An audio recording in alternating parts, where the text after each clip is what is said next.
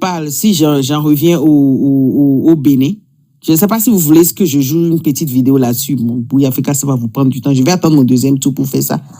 Mais si j'en reviens au Bénin, je vais demander au président Azanaï. J'ai vu son intervention et c'est des choses que je sais. Je me demande même pourquoi c'est maintenant il sort pour parler du niveau de moralité, d'accord? Sinon, le niveau de morale de Patrice Talon, c'est maintenant qu'on vient nous dire que Patrice Talon, voilà, il a dit qu'on peut signer un accord et ne pas respecter.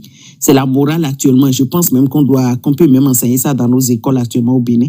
Et voilà, vous pouvez signer des accords, vous pouvez dire oui, je vais le faire, ne pas le faire. C'est ce que Patrice Talon apprend aux enfants béninois. Des 14 millions de Béninois, c'est le niveau de morale. Et monsieur le président Azanaï est sorti, il a bien mis accent là-dessus. Je le remercie pour ça, mais je pense que l'heure est aux actions. Et je pense que le mois de décembre doit être le mois le plus long pour Patrice Talon, comme le disait Sabissira Kouroukouli, le président Sabissira Kouroukouli, pardon. Et donc, c'est tout ce que moi j'ai à dire au président Azanaï. L'heure aux actions, on a assez parlé. Merci beaucoup, Biafrica. La question de la récente réforme institutionnelle qui a été conduite par le régime actuel, qui est pour moi le coup de grâce.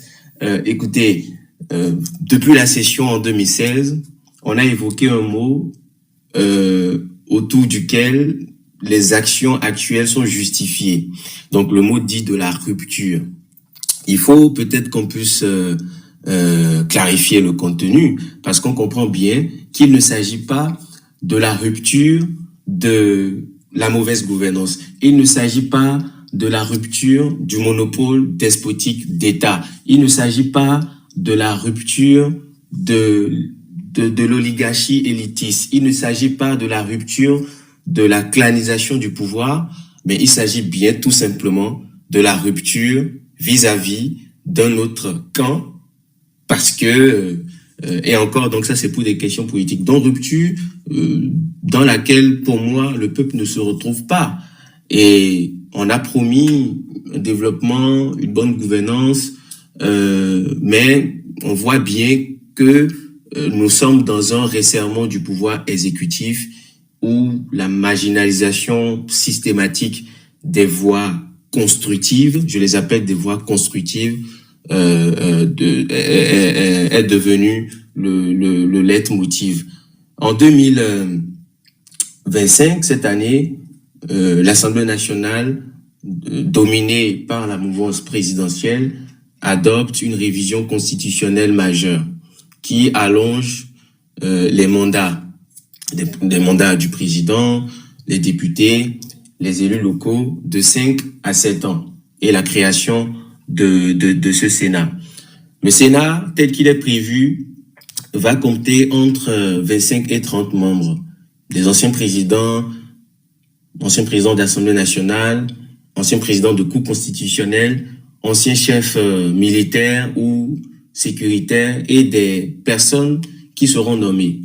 Et l'argument qu'on a utilisé, c'est qu'il faut on veut réguler la vie politique, préserver l'unité nationale, assurer la stabilité et encadrer le développement, entre guillemets, je mets entre guillemets bien entendu, sans qu'il y ait de voie constructive permanente. Considérons, puisque nous parlons de coups d'État, on parle très peu des coups d'État institutionnels modernes, qui est la nouvelle invention des régimes autoritaires, parce qu'on en parle très peu. Parce que pour moi, il n'y a pas de coup d'État qui soit moins problématique que l'autre. À partir du moment où on veut faire le procès de la question de la notion de coup d'État, faisons un procès complet, ne faisons pas un procès à moitié rempli, ne faisons pas un procès à deux vitesses, parce que une chambre qui est non élue ne peut pas constituer un contre-pouvoir démocratique. C'est antinomique sur le principe même de la démocratie et de l'état de droit. Le Sénat, qui est ainsi conçu, repose sur quoi? Il ne repose sur aucun suffrage populaire. Il faut rappeler ces éléments. Les membres qui sont des anciens dirigeants, ils sont des militaires ou des personnes qui sont nommées, qui se constituent en chambre, entre guillemets, de notables.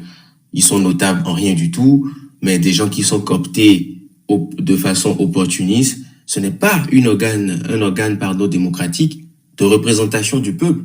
C'est un organe de contrôle intérieur, potentiellement aux ordres du pouvoir exécutif. Ou même, bien que dans le sens inverse, le pouvoir exécutif sera même dépendant de ce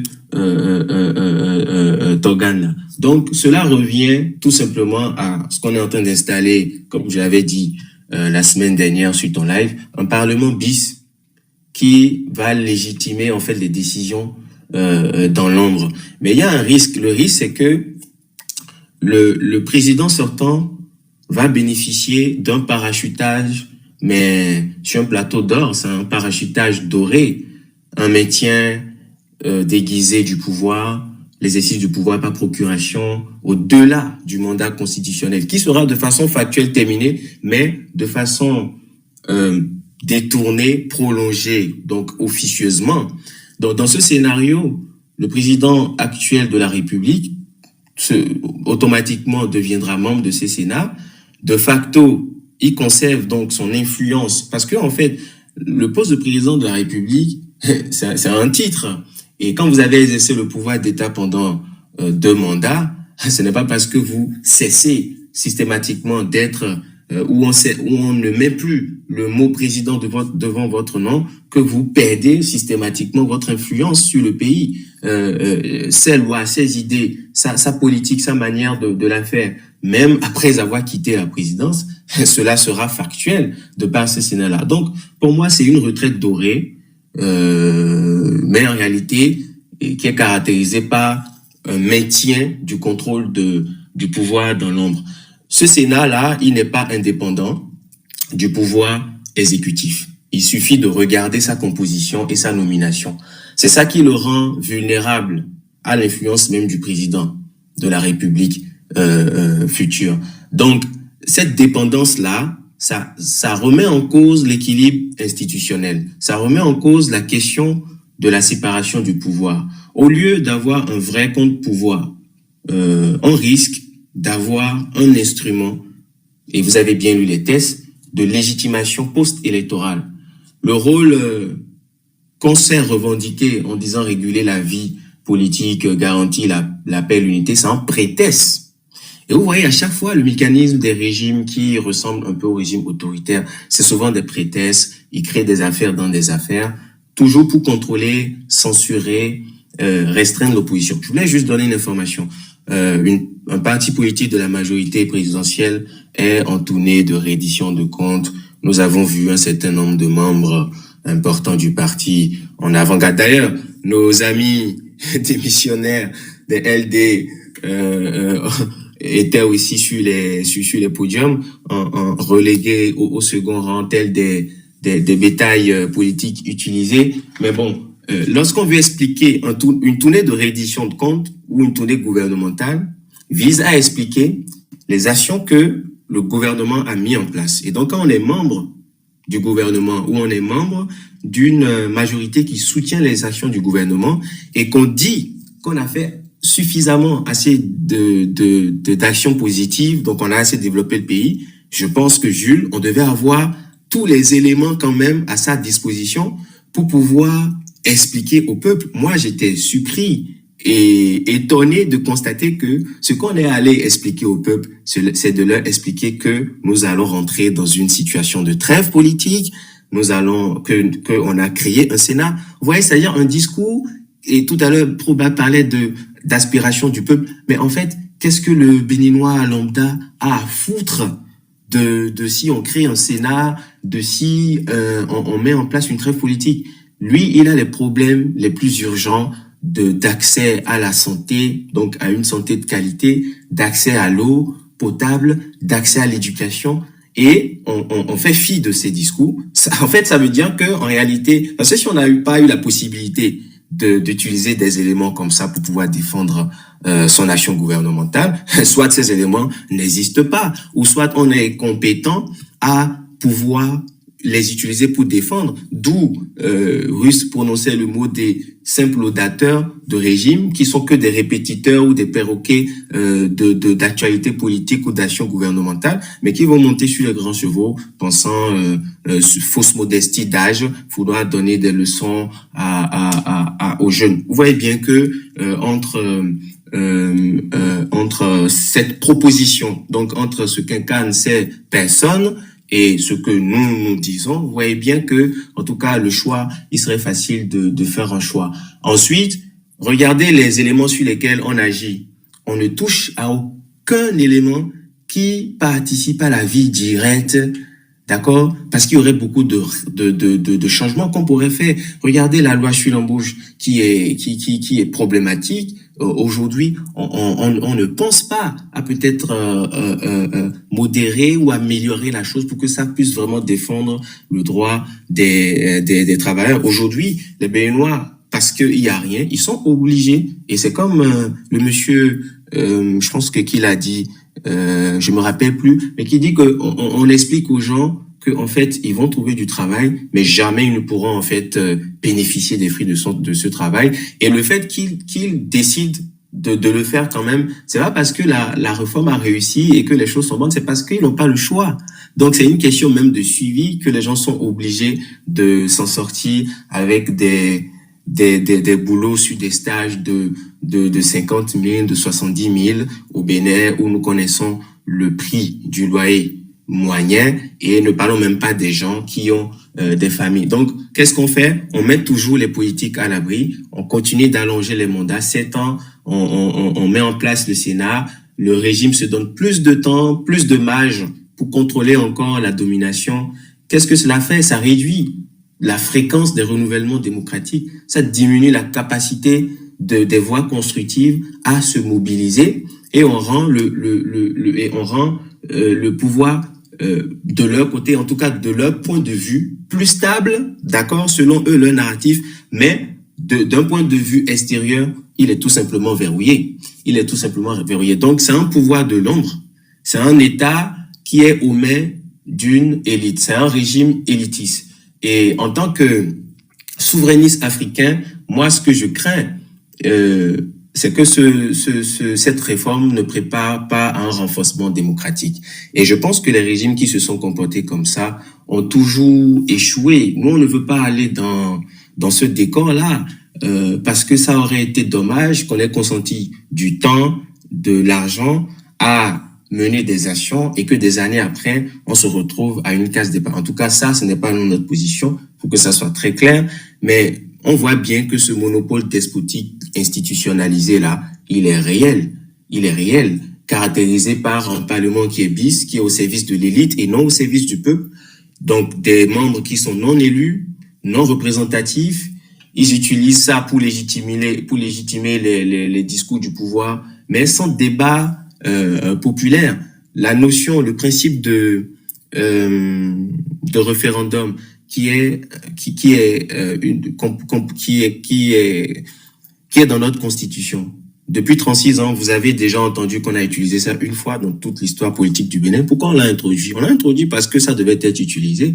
Pourquoi ça n'a pas été utilisé? Parce que, malheureusement, celui qui a encore l'initiative du référendum, c'est l'institution du président de la République. Donc, vous comprenez que à ce moment, il peut même avoir un conflit de motivation, parce que si l'objectif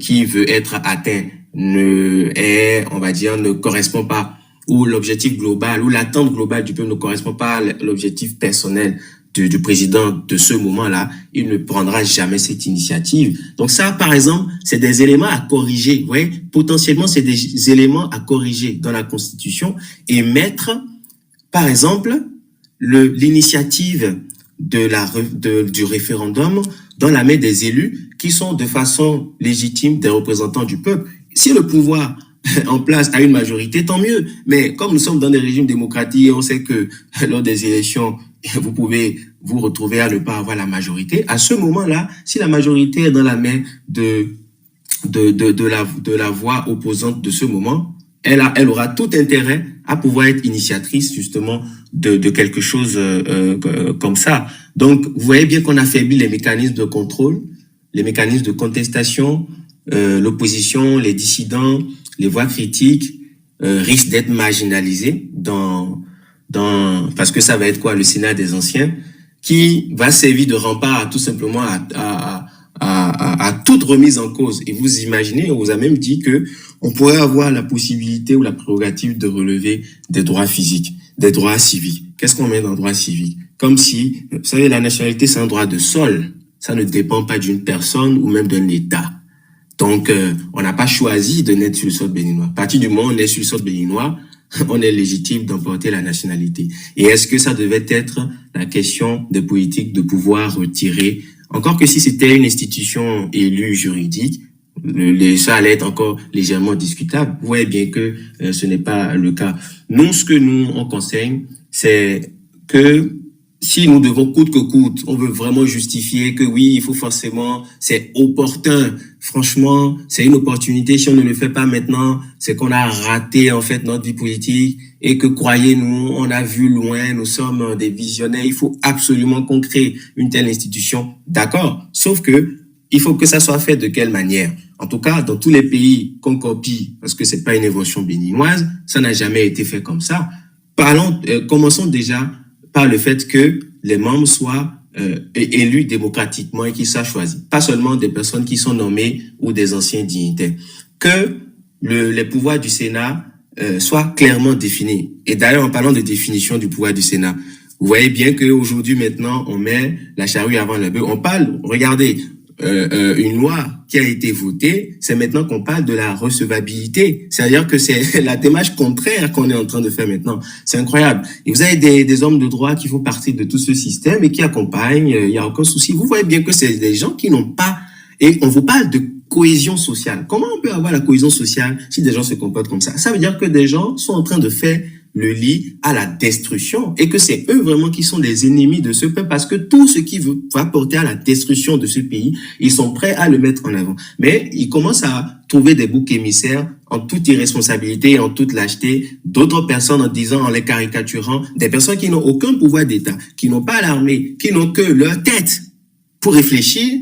On trouve que c'est eux qui sont les ennemis et on a réussi à inverser ce narratif-là dans le débat politique. Mais on est là pour rappeler la réalité. Il doit y avoir une transparence dans la nomination. Sur quel principe même, si on doit même parler de nomination, sur quel principe les autres membres qui sont pas les membres de droit sont nommés? C'est quoi le principe? C'est le mérite, c'est qu'ils ont fait des actions vraiment élogieuses pour le Bénin et que vraiment ils sont tellement compétents que s'ils ne siègent pas dans ce Sénat, c'est que le Bénin aurait raté sa vie. C'est quoi? Les décisions, les votes, parce qu'il faut éviter l'opacification du pouvoir qui continue de se consolider. Ce n'est pas seulement une question de régime, c'est une question même de toute la vie politique future du Bénin. Parce que si nous ouvrons la boîte de Pandore et que nous rentrons dedans, vous ne savez pas des types d'individus que vous allez avoir demain qui sont prêts même à encore creuser l'écart. Donc, vous voyez, nous, on est bien dans une démarche de perspective, une démarche de long terme, mais je vois avec beaucoup de regrets que les gens sont en train de faire du surplace. Mais en même temps, eux, ils critiquent d'autres personnes en disant, oui, mais le régime précédent a toujours fait du surplace, ils n'ont pas vu loin, etc. Mais enfin, c'est pas très différent.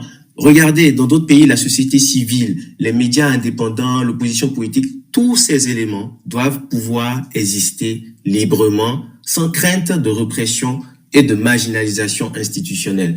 Donc, pour moi, c'est un virage institutionnel qui est très dangereux. C'est une forme de coup d'État civil. Il faut vraiment mettre le mot sur ce qui s'est passé. Et je considère que le régime, donc ce régime qui a fait cette réforme constitutionnelle de 2005 s'apparente effectivement à avoir fait un coup d'État constitutionnel moderne. Ce n'est pas un coup d'État militaire, mais c'est un verrouillage institutionnel du pays via des modifications constitutionnelles profondes. Je rappelle un parlement bis, une concentration du pouvoir aux mains des élites, un cloisonnement même des mécanismes de contrôle. Et je pense que ce virage-là va conduire le Bénin, qui était d'alors connu comme un pays d'état de droit, encore un pays de démocratie, à un système définitivement oligarchique, un système autoritaire où qui est détenu par une élite, ce qui va, en tout cas nous, à l'encontre de nos principes de souveraineté populaire, de responsabilité politique et d'alternance réelle. Donc voilà ce que je voulais apporter et ça va être justement ma dernière intervention ce soir. Je te remercie beaucoup pour l'opportunité, Monsieur Jules Diossou, et à très bientôt. Ok, merci beaucoup. Juste pour appuyer ce que tu viens de dire, quand on parle de coup d'État institutionnel, je voulais vous faire réécouter l'ancien ministre des Affaires étrangères du Bénin, Aurélien Agbenossi. Absolument. Oui, je vais vous faire réécouter ça. La première, c'est que lorsque nous nous engageons, lorsque les États s'engagent à sanctionner les prononciaments, les coups d'État militaires, ils oublient quelque chose de très fort, les coups d'État institutionnels. Au niveau de la population, ça a la même valeur. Lorsque vous venez aux élections par des règles, et que parce que vous voulez perdurer au pouvoir, vous changez ces règles, ça s'appelle aussi un coup d'État. Il est seulement institutionnel. C'est la première chose. Je dis toutes ces choses que j'ai apprises par ma petite expérience de ministre libre. Non, c'était juste quelques secondes, je voulais vous faire écouter. N'oublions pas qu'il était dans le gouvernement de Patrice Talon en 2021 quand il a fait le forcing pour le deuxième mandat. Et il faut rappeler le rendez-vous auquel Monsieur Agbenossi... Qui parlait tout à l'heure? Aurélien Agbenossi. Ah, Agbenossi. Oui, et je voulais rappeler le contexte et le rendez-vous auquel il a tenu ce propos. C'est important de voir aussi...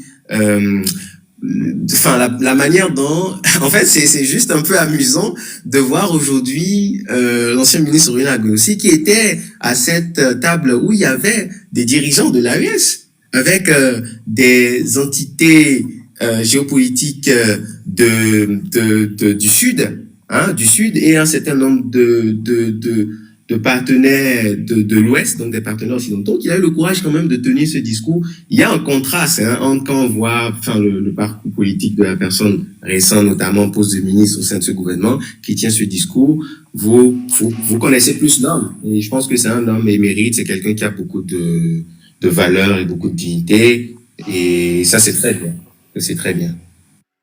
Tu as tout dit.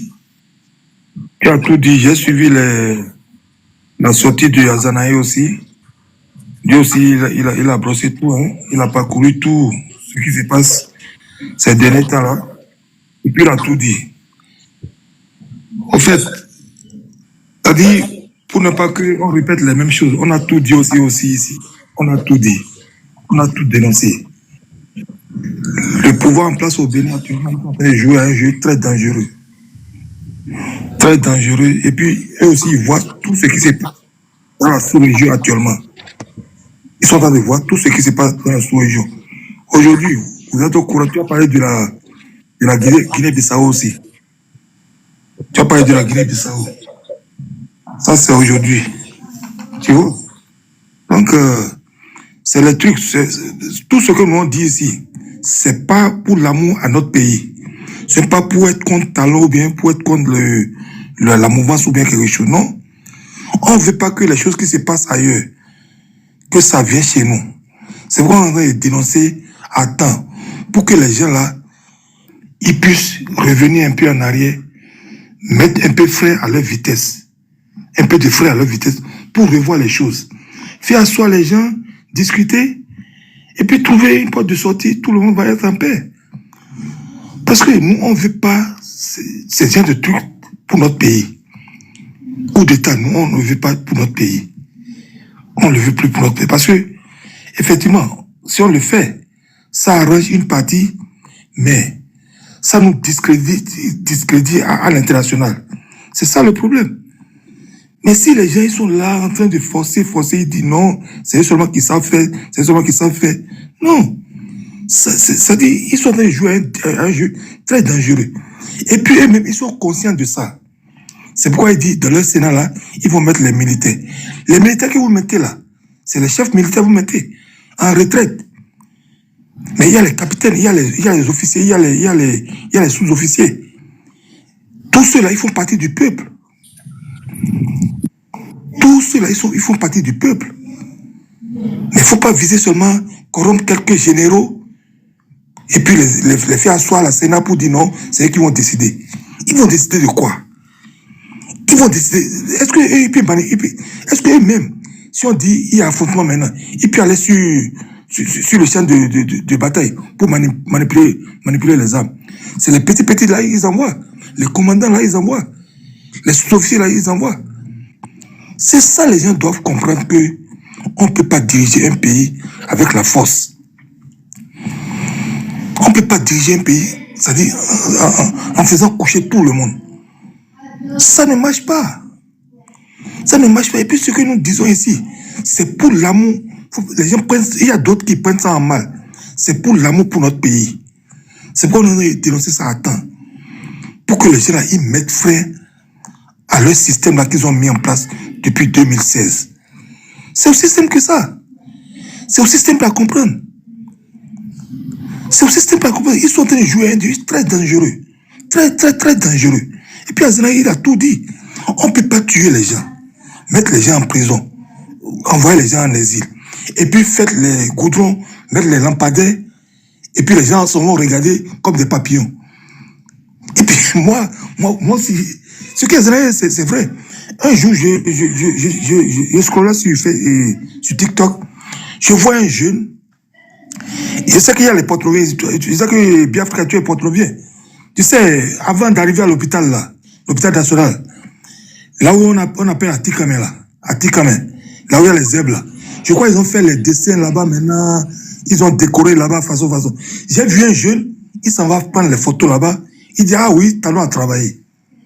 Talon a bien travaillé pour le Bénin. Talon a bien travaillé pour Porto-Novo.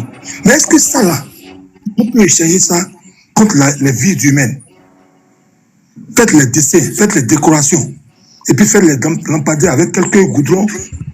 Et puis échanger ça contre les vies humaines. C'est ça le problème. C'est-à-dire le problème, c'est plus profond. C'est plus profond. Et puis les gens, il y a des jeunes, ils sont inconscients. Ils sont là, crier, talon. Il a travaillé là. Il a fait quoi? Même s'il a travaillé, le fait c'est-à-dire d'assassiner les gens en 2019, mettre les gens en prison en 2021, envoyer les gens en exil, c'est-à-dire ça le vide de tout ce qu'il a fait. Ça le vide de tout ce qu'il a fait. Parce que ses prédécesseurs, ils ont fait aussi, ils n'ont pas fait de mal au peuple béninois comme ça. Quelle réforme vous faites? Quelle réforme vous voulez faire? Et puis vous êtes là, on met un comédien, et puis il joue la comédie à l'Assemblée pour dire donc c'est lui le chef de loi, ou bien je ne sais même pas quel titre on l'a donné. Un comédien. Et puis il vient défendre cette loi-là devant les écrans. Moi, c'est-à-dire, je me trompe de ce que les gens ils sont en train de défendre. Et puis je sais que lui, ça ne vient pas de lui. Lui, il est là, comme une caisse de résonance seulement. Tous les projets de loi là, ça vient de Talon, ça vient du gouvernement. Tout le monde le sait. C'est-à-dire, aujourd'hui, le peuple béninois est réveillé. Les gens ne sont pas dupes. Tout le monde voit ce qui se passe. Même dans son propre camp, les gens voient ce qui se passe. J'ai vu, circuler ces temps-ci, il y a les Badamassi, certains qui ne sont pas présentés, ils ont laissé la place aux jeunes. Non. Parce qu'eux-mêmes, dans leur fond intérieur, ils savent que le jeu que le gouvernement est en train de jouer là, c'est un jeu très dangereux. Ça peut les rattraper. C'est-à-dire les gens, ce que nous on dit ici, ce n'est pas qu'on est contre eux, on est contre quelqu'un, ou bien on veut du mal à qui, ou bien on ne veut pas le bonheur de notre pays. Si on le dit ici, c'est pour que les gens changent. On veut le bien pour notre pays. On veut que tout le monde participe à l'évolution du pays. Parce que vous ne pouvez jamais sur cette terre, trouver un pays et puis envoyer les gens en exil, et puis le pays va se développer. C'est faux. Ce qu'ils ont fait là, ce n'est pas développement. Ça, ce n'est pas du développement. On ne peut pas envoyer les fils et les filles d'un pays en exil, en prison, et puis dire on a fait développement. Ce n'est pas possible. Ce n'est pas possible. C'est tout ce qu'on dit. C'est aussi simple que ça. Moi, j'ai vu sur un panel que les gens ont organisé une panel. Je crois que c'est Clébé. Ils ont dit qu'est-ce que vous reprochez à Talon. Eux-mêmes, ils voient ce qu'on reproche à Talon. Et puis, on est en train de dire ça matin, midi et soir.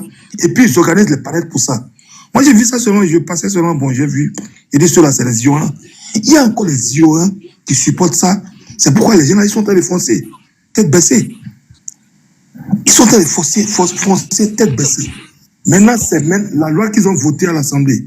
Ils ont changé la Constitution. Quand ils ont fini de changer ça maintenant, et maintenant ils sont en train de passer, faire vulgarisation, comme ils ont dit. Ils vont passer dans tous les coins du pays pour expliquer ça maintenant. Mais est-ce que c'est... Moi, je pense que c'est un monde à l'envers. Avant de le faire, il faut expliquer aux gens d'abord, est-ce que les gens sont d'accord. Vous faites d'abord, et puis maintenant, vous partez expliquer. J'ai vu, ils ont dit, l'autre, il était à Franco, dans la semaine, je crois avant-hier, Biotchane.